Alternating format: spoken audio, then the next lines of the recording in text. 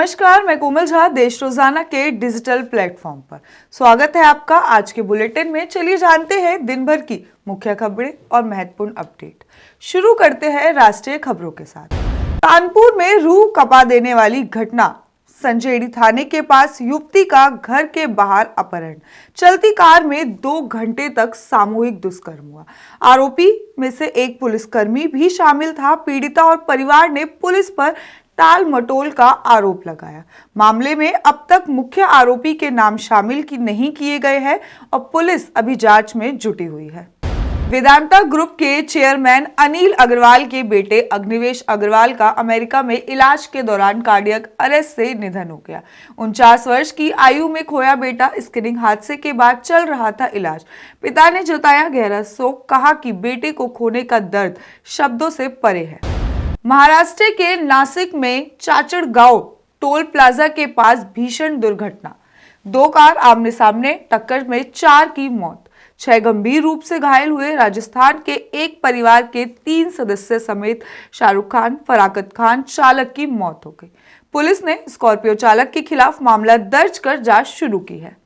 देश में मौसम ने ली करवट, उत्तर भारत में कड़ाके की ठंड, शीतलहर बीच दक्षिण और उत्तर पूर्व में अगले 3 दिनों तक भारी बारिश की चेतावनी।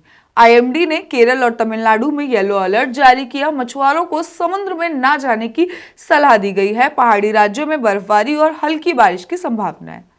छत्तीसगढ़ के करवदा जिले में धान घोटाला, 7 करोड़ रुपए मूल्य के 26,000 क्विंटल धान गायब। प्रशासन का दावा है कि चूहे और दीमक और कीट की जिम्मेदारी है। ये बाजार चारभाटा केंद्र के प्रभारी पर फर्जी बिल, मजदूरों की हाजिरी पर और सीसीटीवी से छेड़छाड़ के गंभीर आरोप लगाए गए हैं। प्रारंभिक जांच में शिकायत सही पाए जाने पर प्रभारी को हटा दिया गया।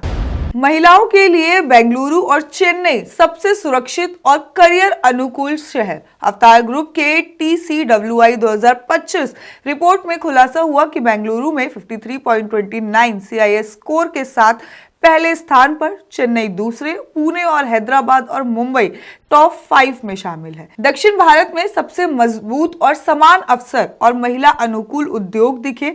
टियर 2 में शहरों की भागीदारी में वृद्धि हुई। बिहार के 4 प्रमुख कोर्ट को बम से उड़ाने की धमकी दी गई। पटना सिविल, पटना सिटी, किशनगंज और Gaya civil court, high court alert पर है। कोर्ट परिसर खाली कराए गए। सुरक्षा एजेंसी और बम स्क्वाड सघन को जांच में जुटी है। पूरे राज्य में कोर्ट सुरक्षा बढ़ाई गई। प्रधानमंत्री मोदी ने किया सोमनाथ स्वाभिमान पर्व का शुभारंभ, देशवासियों से साझा करने की अपील। कहा, सोमनाथ स्मरण है और उन असंख्यक सपूतों का जिन्होंने कभी सिद्धांत और मूल्यों से समझौता नहीं किया। 11 जनवरी को पीएम स्वयं करेंगे भागीदारी। चलिए जान लेते हैं अब हरियाणा की कुछ खास खबरों के बारे में। हरियाणा में राष्ट्रीय निशानेबाजी कोच पर नाबालिग शिष्य के साथ यौन उत्पीड़न का आरोप, FIR दर्ज। हरियाणा के राष्ट्रीय स्तर के निशानेबाजी कोच पर अपनी नाबालिग शिष्य के साथ होटल के कमरे में यौन उत्पीड़न का गंभीर आरोप लगा है। पीड़िता को धमकाकर चुप रहने की कोशिश करने का भी मामला सामने आया। पुलिस ने पोस्को एक्ट और भारतीय दंड संहिता एक्ट के तहत FIR दर्ज कर जांच शुरू कर दी है, जबकि खेल संघ की चुप्पी पर सवाल उठ रहे हैं। यमुनानगर में महिला की हत्या का 5 महीने बाद खुलासा। हरियाणा के यमुनानगर में एक महिला की मौत के 5 महीने बाद हत्या का मामला सामने आया। पुलिस ने मृतका की बहू और उसके बॉयफ्रेंड को आरोपित किया। पति के शक और शिकायत के बाद जांच शुरू की गई थी। पुलिस दोनों आरोपियों की तलाश में है। जिंद में महिला का 2 साल तक ब्लैकमेल और शारीरिक शोषण हुआ। हरियाणा के जिंद जिले में एक 25 वर्षीय महिला को पड़ोसी युवक ने 2 साल तक अश्लील वीडियो के जरिए ब्लैकमेल कर शारीरिक शोषण किया। पीड़िता ने हाल ही में पुलिस से शिकायत दर्ज करवाई। पुलिस ने आरोपी के खिलाफ मामला दर्ज कर जांच शुरू कर दी है। हरियाणा ने एनीमिया मुक्त भारत अभियान में दिखाई नेतृत्व क्षमता। हरियाणा ने एनीमिया मुक्त भारत अभियान में उल्लेखनीय प्रगति करते हुए 95 लाख से अधिक लोगों की एनीमिया जांच की। T4 model test, treat, talk, track और विशेष 100 दिवसीय अभियानों के चलते बच्चों, किशोरों, महिलाओं को एनीमिया के 59.1% से घटाकर 51% तक हो गई है। स्वास्थ्य मंत्री आरती सिंह राव के कार्यक्रम ने इस सफलता और भविष्य में और भी ज्यादा व्यापक विस्तार की योजना की जानकारी दी। हरियाणा स्वास्थ्य विभाग में मेडिटीना हार्ट सेंटर पर 10,04,000 का जुर्माना लगाया गया। हरियाणा के बीके अस्पताल में 6 महीने से बंद मेडिटीना हार्ट सेंटर पर स्वास्थ्य विभाग ने 10,04,000 रुपए का जुर्माना लगाया है। 15 जनवरी तक संचालन पुनः शुरू करने का निर्देश भी दिया है। सेंटर की अनियमितताओं, पुराने फर्जी आयुष्मान कार्ड, उपकरण रीयूज और कर्मचारी विवादों के चलते कार्रवाई की गई। इस समय फरीदाबाद के आसपास के जिले दिल के मरीज इलाज के लिए परेशान हैं। हरियाणा में भूजल और सतही पानी दोनों ही दूषित हो रहे हैं। 17 जिले फ्लोराइड और 9 जिलों में यूरेनियम की अधिकतम से प्रभावितता है। वहीं कई शहरों में 30 से 70 साल पुरानी पाइपलाइनों के कारण सीवरेज वाला पानी भी घरों तक पहुंच रहा है। स्वास्थ्य और जल शक्ति विभाग के नमूनों में हजारों फेल पाए गए, जिससे कि लोगों के पीने के पानी की सुरक्षा खतरे में है। रेवाड़ी खोरी बस स्टैंड पर नकाबपोश चोरों ने 12 दुकानों में लाखों की चोरी की। रेवाड़ी के खोरी बस स्टैंड पर नकाबपोश चोरों ने रात के समय 10 से 12 दुकानों पर को निशाना बनाकर करीब 3 लाख रुपए नकदी की कीमत का सामान चोरी कर लिया। चोरों ने सीसीटीवी कैमरे के कनेक्शन काटने का प्रयास किया, लेकिन वारदात फुटेज में कैद हो गई। पुलिस आरोपी की पहचान कर रही है। जल्द ही गिरफ्तार का दावा भी किया गया है। सोनीपत घर में लूट के दौरान बदमाशों ने युवक की चाकू मारकर हत्या कर दी।